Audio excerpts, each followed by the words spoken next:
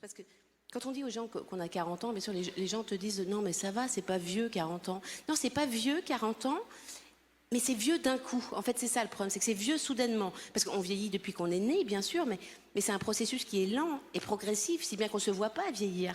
Et à 40 ans, soudainement, il y a une bascule au niveau. On a vieilli d'un coup. Au niveau du corps, je le vois déjà. Moi, maintenant, quand je mets une robe vintage, sur moi, c'est juste une robe. Je vois bien qu'il s'est passé quelque chose. Je veux dire, on a vieilli d'un coup.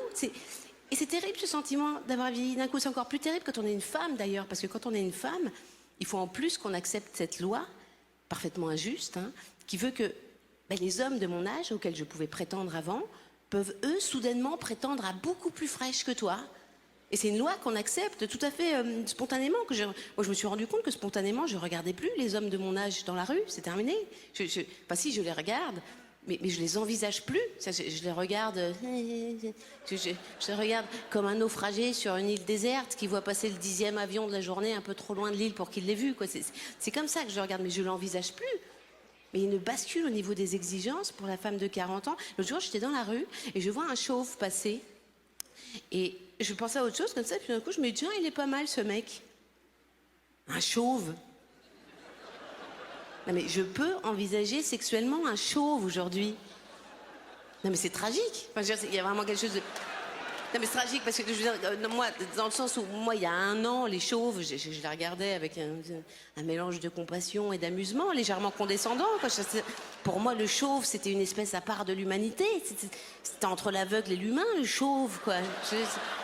Et aujourd'hui, maintenant que j'ai les seins qui pendent dans le vide affectif, je peux envisager un chauve sexuellement.